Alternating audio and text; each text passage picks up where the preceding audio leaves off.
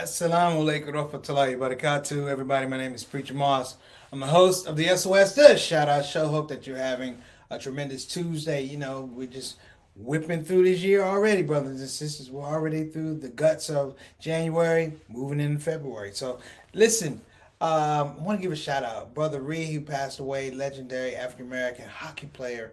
We're going to give him a shout out. Shout out to my cousin, brother Kendrick Samuels, man. I mean, he's been battling with some issues, some health issues. Big brother, we hope that you're doing well. Peace and blessing to you and your family. And on top of that, shout out to Miss Eleanor. I know she's dealing with some death in her family, so we want to shout that out as well. Also, want to give a shout out to my auntie. They call her Scooty Mac, but we call her Aunt Annette. Want to give you a shout out. All my aunts, Aunt Maxine, Aunt Dottie, Aunt Shirley, and Aunt Florence. All right. So, brothers and sisters, again, I hope you're having a good day. Yesterday, we spent some time talking about, of course, the inspiration and the conceptual genius of Martin Luther King. That will, in some regards, carry over to this conversation. In some regards, we're not going to play the video. Maybe we'll play the video later this week. But I would encourage everybody, if you can, go to YouTube and look up Martin Luther King's speech. What is your life blueprint? Because I am going to be referring to that in the context of American politics. A lot of times we get out here and we pontificate about what politicians do, what they don't do, their agendas and that point. But you know what we don't ask? We don't ask what is the blueprint that brought you here. What are the things that drove you to want to have a life in politics, to have one life as being a public servant, if that actually applies anymore, brothers and sisters? But I think the thing that I also want to touch upon is what happened to us. How come our life blueprints don't match up with the people who represent us? Don't they go to the same schools? Don't they go to colleges and universities? Don't they have the same understandings of what we need as constituents before they become politicians? You see, American politics, brothers and sisters, and I've said it before, and I don't mean it to be derogatory, but it is a pimp game. American politics is a pimp game. Now, this is not sexual in nature, brothers and sisters, but it is a pimp game. And the thing that we get pimped for is the fact that people have this dying need to have people do the right things on their behalf. The question today, American politics, or brothers and sisters, can a leopard change its stripes? I'm not going to get into the story until after the break, but I want us to start delving down because I touched on some things yesterday with voting rights. I touched on some things about, debt ceiling in the past. I've touched on a lot of things, but the DNA is not changed for the people who serve us. And African Americans in particular, I love us, but we are beholden to a system that fails us on the regular. It fails us in great things. It fails us in small things. It fails us for the biggest laws. It fails us for the inability to enact the law fairly across a plane.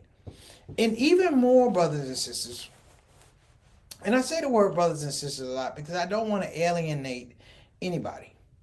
I don't want to move it to a position that I think that somehow, because I have a point of view, I'm any different than you. I'm not any different than anyone here. A platform is a platform, but it doesn't mean anything unless you're willing to speak the truth on your platform. And if you have a difference of opinion, brothers and sisters, it is for us to voice that difference of opinion and have a debate. Not necessarily an argument, but have a debate, a discussion, if you will, in the context of how do we get to the best us? How do we get to the best practices that make things palatable, that make things functional for the world around us? I am not a big proponent of modern day politics because modern day politics are driven by polls, they're driven by metrics, they're driven by concepts, brothers and sisters, and campaigns that have nothing to do with the service of the people. It has nothing to do with amplifying what the needs of the folks are. From the richest to the people who are the most destitute, it does not it amplifies what is a winning strategy for me, the politicians, to stay in office. So I'm going to go back for one of my most favorite conversations, one of my favorite, not famous, one of my most favorite conversations that I had some years ago when I was a young man, very young man. And I'm going to give everybody the interstitial about that. But it was a powerful, powerful, powerful reminder, if you will, of where we are and where we come from and what the problems are. All right? So, without further ado, we're going to go ahead and get the story started, get the show started. Satana, go on and take us out. Preacher Moss, shout out show.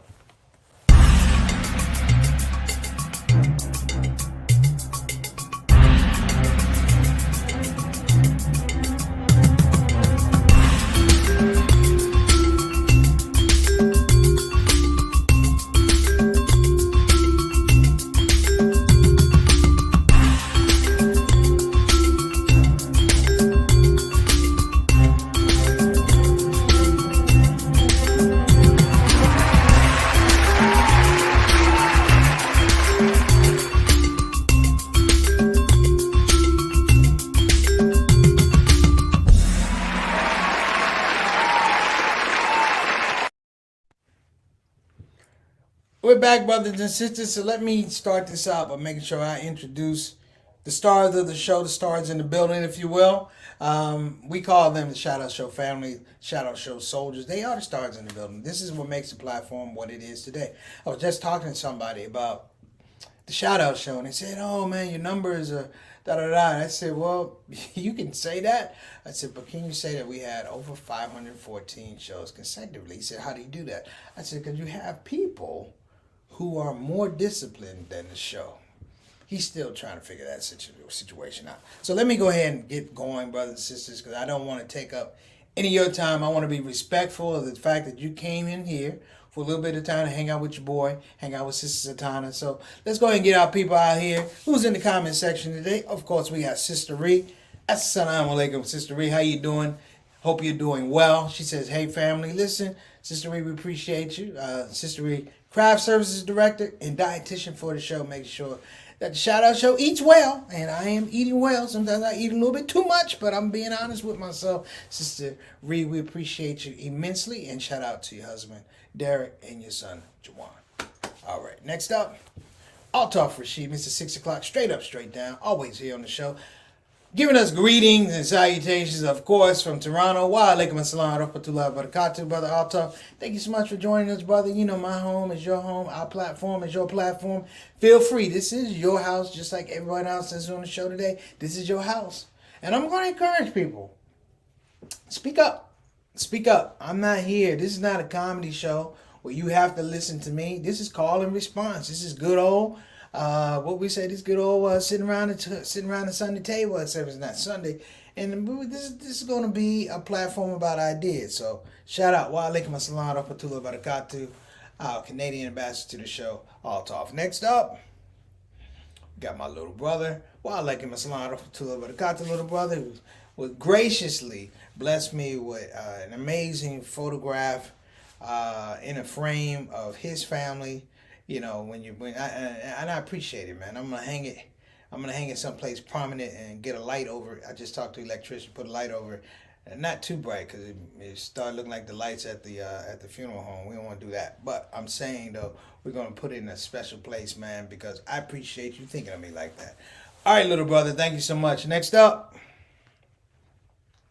Sister Rabina Chowdhury Khan, my sister. I told her we missed her on the show. She sends me so much good information. How you doing, Sister Rabina? Nice to see you. We appreciate you. I hope you're going to tune in. I know you're going to jump on. And she says, hello, family. All the way from the UK. Yes, we have missed you.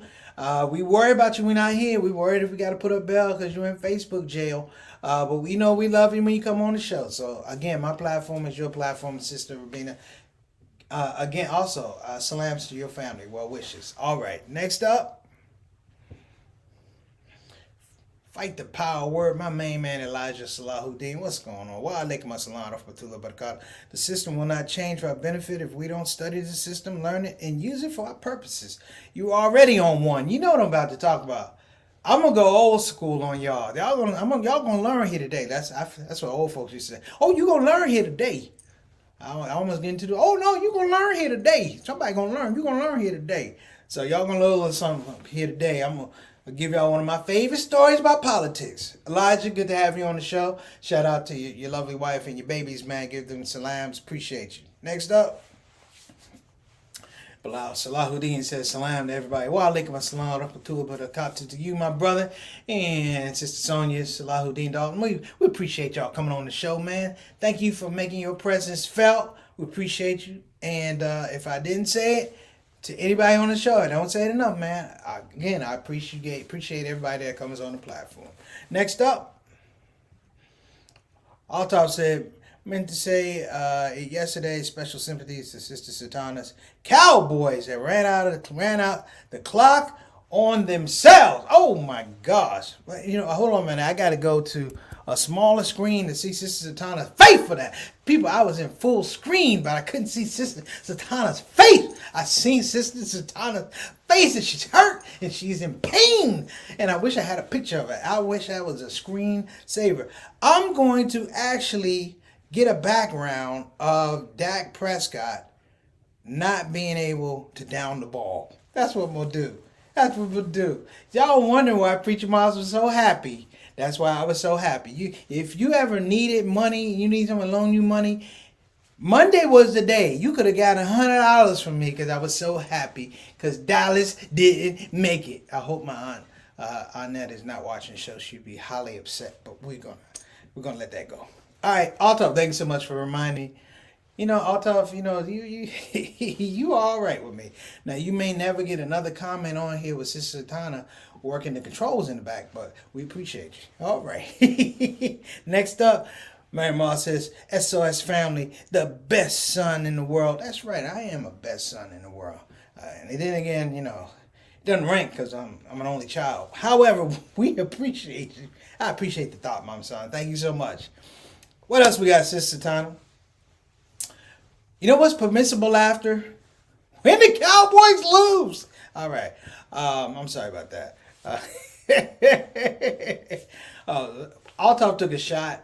Altaf has never taken a shot. And I want to commend you, Altaf, for the timing. The timing and the moment of pain for Sister Satana and a lot of Cowboy folks. In fact, thank you for reminding me she's a Cowboy fan because I'm going to fire her after the show. Okay. So let's get to this thing about American politics. I'm messing with you. So let me set the screen, the scenario for you before I actually get into this thing. The scenario is I was down, I was with my grandfather, Clifford Moss Sr., sitting on a stoop, and some of the other elders had come around. Mr. Turnage had come around, and somebody from down the street. So it was an older group of men, and I'm sitting there, and I'm a youngster. Now, I'm a young buck, but I know the rules for being a young buck around older people. First of all, check yourself before you wreck yourself. Let me say it again. Check yourself before you wreck yourself. And I want to say this to a lot of you young brothers up there that jump into older folks' conversations. Let me tell you something. Here's things that you need to know. Hear me now. It's things that you need to know. Before you open your mouth, be silent, and listen if anyone asks you for anything. That's number one.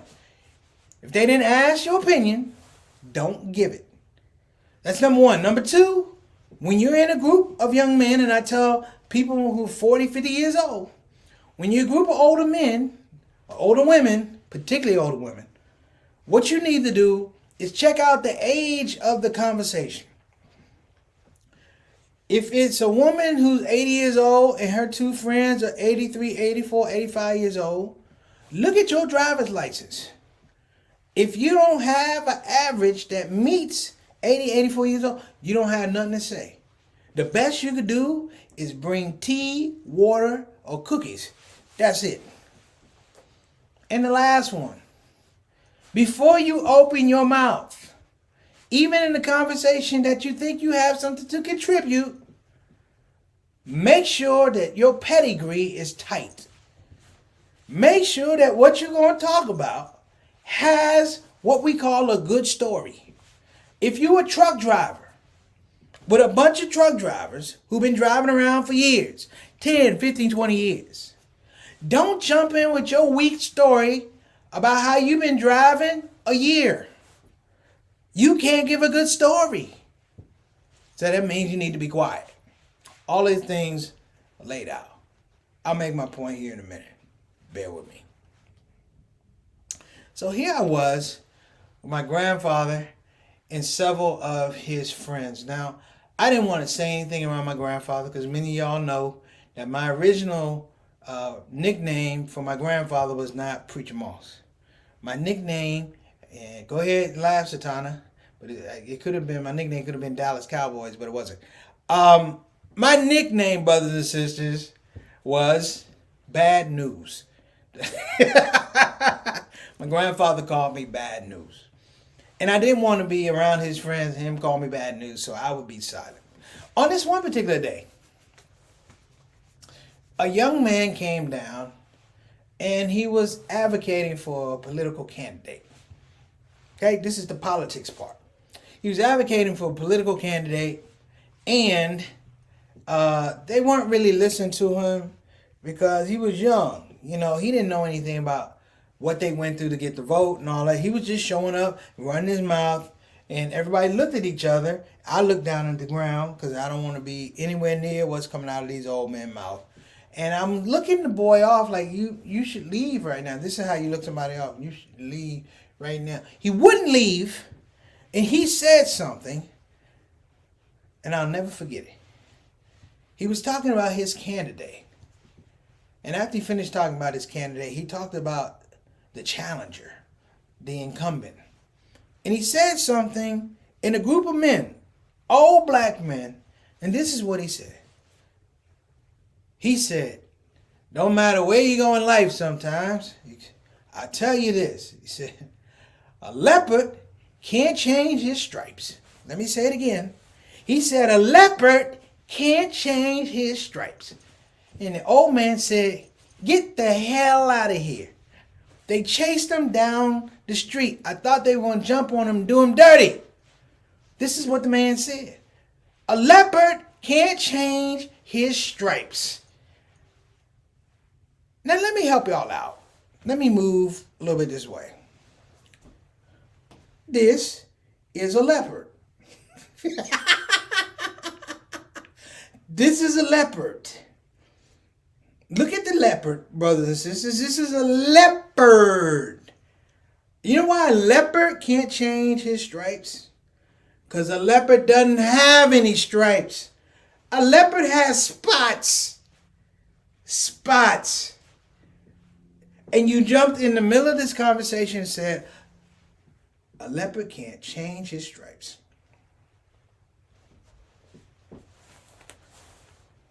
Dumb heads is dumb dudes, brothers and sisters. And there is something to be said about that miscalculated statement that the young man said amongst those folks. And I wish I was old enough that I could somehow morph into being 65, 70 years old to understand the conversation and the cuss words that they were saying about this young man. But what my grandfather said to me is, boy, bad news. He said, don't ever let anybody tell you that a leopard can't change his stripes. Now, I still think about that today. Grandfather's been gone for a long time. 1983, I think he passed, 82. But I thought about it in terms of modern politics. And I thought about it in terms of our conversation that we had about Martin Luther King yesterday. And though they chased that young man away from there and they cussed him out, in a weird metaphorical way, the confused state of American politics would say something like this, that a leopard can't change his stripes. But the person who says things like that can't change their stripes, but they can change perception. That if they stay long enough on your mind and bombard you with ideas, somehow, some way, In America, people believe that leopards have stripes. And the thing that brings them back to life after their hearts get broken, just like the Dallas Cowboy fans, is the fact that you were just a leopard like everybody else. And you had spots like everybody else. What is the gravitas to make you think that you have stripes? Well, that gravitas in America, brothers and sisters, is racism. That gravitas in America, brothers and sisters, is oppression. That gravitas in America, brothers and sisters, is the attack on the voting rights, the attack on civil rights. It's the attack on the poor, brothers and sisters, that allow folks to ram down our throats. The Fox Newses and the other little proliferation of news sources that are, I say, red meat media, if you will, they have a group of people that believe that this thing is gospel. You know, my dad and I were joking yesterday. And back in the day, when they didn't really want you to vote, they used to ask you questions to make sure that mentally you were okay to vote. Questions when you went to register to vote, they asked you questions like, you know, how do you spell cat? C-A-T. And you do that and say, what's 1 + 1? You say 2, you're doing well. And then they throw out something. They say, how many bubbles are there in a bar of soap? How many jelly beans are in this big thing of beans? All these, how many jelly beans? And in that space, brothers and sisters, they switched perception. They made you believe that what they were saying was more important than your own perception, your own ability to reason. In America, I'm sure it's other countries, but in America specifically with the help of the media and how the media and the news gets manipulated, brothers and sisters, you do have people who are leopards walking around thinking that they got stripes. Now, I'm bringing this up, brothers and sisters, because yesterday I said, what do we owe Martin Luther King? I said we owe an apology. But we owe him the honesty to say that the people who are leopards thinking they have stripes are insane. They're not worthy of representing us. We cannot trust these people. We can't trust them with their own realities. The things that we see, they don't see. Things that are basic. I'm hungry, you're hungry. We need food. I need shelter, you need shelter. But somehow, along the space, brothers and sisters, we create this chasm, or we let people create a chasm whereby reality does not apply to us. And the only time reality applies to us is if someone gives it to us. If someone gives it to us. And we over and over again, allowing people pathways. So I'm going to tell you about politics, brothers and sisters. I'm going to tell you about politics. This is the thing that bothers me a lot. Look at Joe Manchin. Look at the other young lady from Arizona. If we looked at their life blueprint, brothers and sisters, it's not a blueprint about service to the underprivileged. It's not about a blueprint about feeding the children. It's not a blueprint about good schools. And when you look at their lifetime destinations and their goals, if you will, and I said that the things that inspire them, the things that inspire them for political office have nothing to do with you. And the more and more you get people in that space, brothers and sisters, the more and more it becomes solidified. That the dysfunction becomes normal. That the dysfunction becomes normal. Just like in war. People get killed in war. Right? But people get murdered in war. And people just go, you know what? It's just war. Murder just come on right on in. All right. So we got some comments. Let's go ahead and throw them up, Sister Satana. We got Sister Aika wa alaikum assalam rahmatullahi wa barakatuh. Shout out to you and your family, your son and daughter. Thank you so much for coming on the show. We appreciate you all the way from Depok, Indonesia. Thank you. Next up. Okay, we got Sister Rabina. Now I got to open it up here. Sister Rabina says, unfortunately, since that debacle of the Washington Capitol building, it is an image of American politics that is now stuck in the heads of people across the world. That incident alone has demolished any serious discussion of American politics by non-Americans. I can feel that. I can feel that. And the reason I can feel that is I remember reading about Martin Luther King using media against white supremacy in America. He showed people the barbarism of what black people were dealing with, and it went around the world. And people were going, "Is that what it is? Is that what it is? Racism all of a sudden, it was a tour spot. Let's go to Alabama and see how they treat those black folks. Let's go to Mississippi. Let's go to Georgia. Real talk. Thank you, Sister Rabina. So let me reel it back in a little bit, if I can. Let me reel it back in a little bit because I said something earlier about those old men. Those old men. The reason why they chased that young guy down there, because the person he was campaigning for did not come to talk to him. He did not come to converse with them about these issues. And they felt like, young man, your boss doesn't feel like we're worthy of having a conversation. And so when he did the thing about a leopard can't change his stripes, he insulted their intelligence. They were like, fool, we know that. You're the only one that doesn't know that. And it's indicative of the man that you're representing. People underestimate Martin Luther King. I keep coming back to that. If you watch King in the Wilderness, there's a space, brothers and sisters, where Martin Luther King essentially knows who he's working with in the civil rights movement. And he knows that they can only go but this far. That they don't have the elasticity to do some of the things outside of the civil rights movement that need being done. I'm talking about in terms of being a world change agent.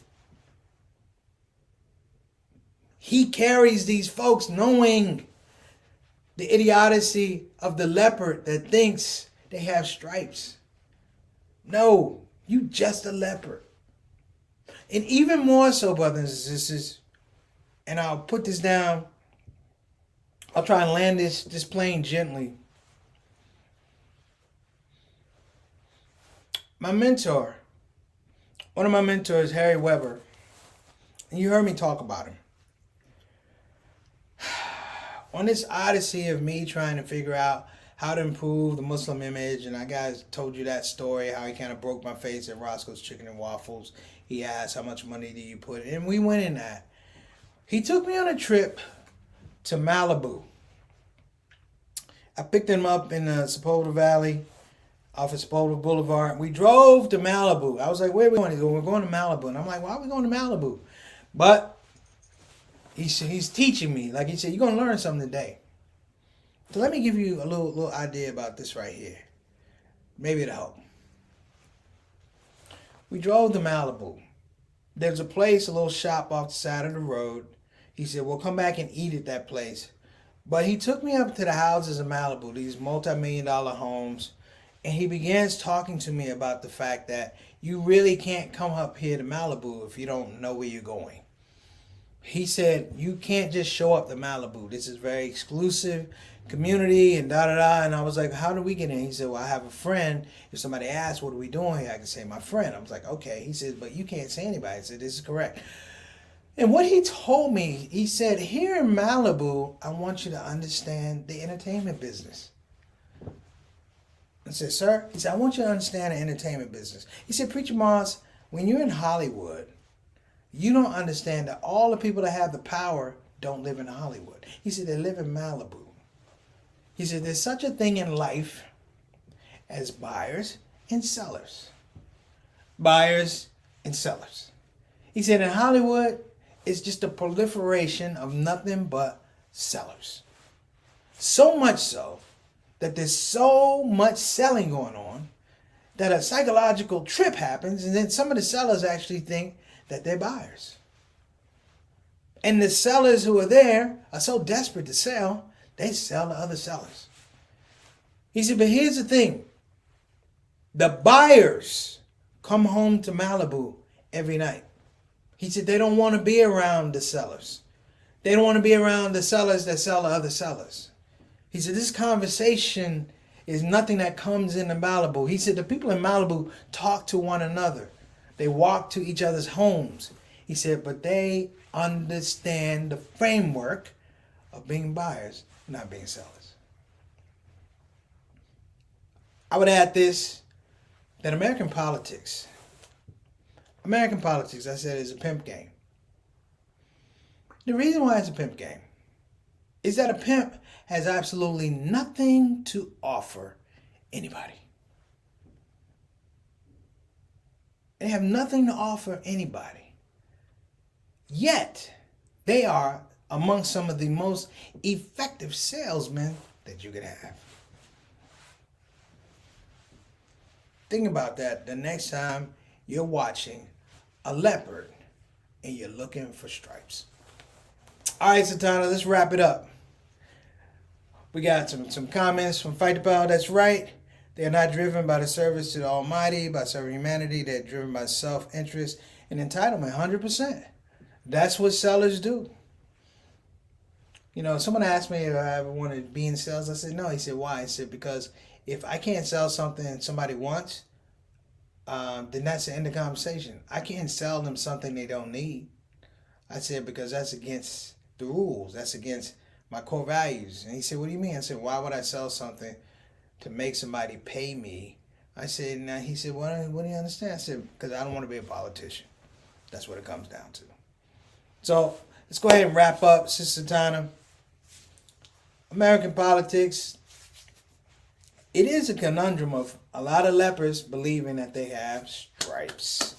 All right, so we'll give a shout out to www.befinancialindependent.com.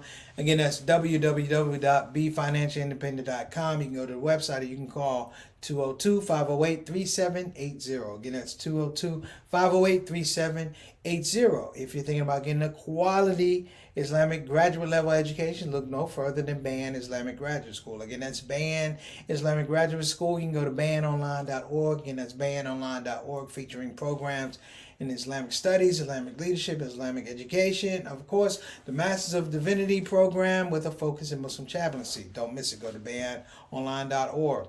And of course, our partnership with ShOUT TV, brothers and sisters. ShOUT TV, make sure you check them out. Now, I'm going to say something about ShOUT, because ShOUT should really be WeHub. You hear what I'm saying? ShOUT should really be WeHub, because they are taking the pathway. They are taking an initiative to be able to expand and present Muslim excellence in a way it hadn't been done before. They say ShOUT, I say WeHub.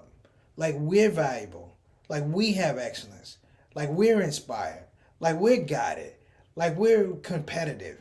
Like we are artists. We are creatives. We are folks that appreciate the beauty that is us. While I can't change the name from ShOUT to WeHub, I will shout it out. It's about the we and the us. Last but not least, brothers and sisters, I want to give a shout out to those frontline soldiers in the city of Houston, Texas. Convenient Urgent Care out there doing the best they can. Thank you so much, Convenient Urgent Care. We appreciate you. With 3 locations, Cypress, Pasadena, and Houston on Parker Road. Make sure you check them out.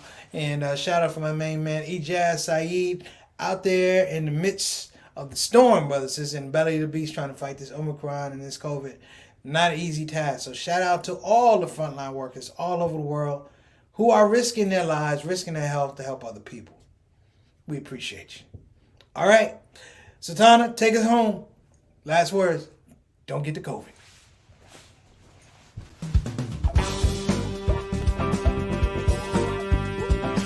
Hey, babies. Welcome to Radio WCUC, Convenient Urgent Care, home of the smart patient. This is DJ What It Do. You know what time it is. It's the top of the hour, and the request lines are open. You know what you want to hear. I know what you want to hear. Operators are waiting.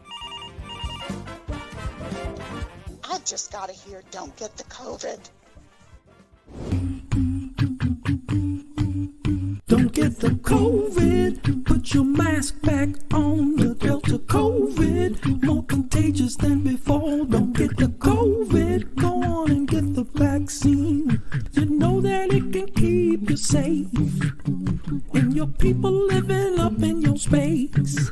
Don't get the COVID. You need to wash your hands. The Delta COVID is more deadly than before. Don't get the COVID. Go on and get your vaccine. You know that it can keep you from dying. Don't leave your family all alone and crying. Don't get the COVID.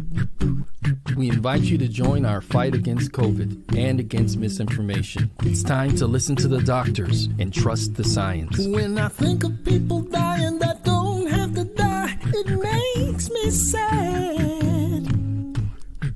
Now's the time to be sober. Together we can make this thing over. Let's fight the COVID. Convenient urgent care, home of the smart patient.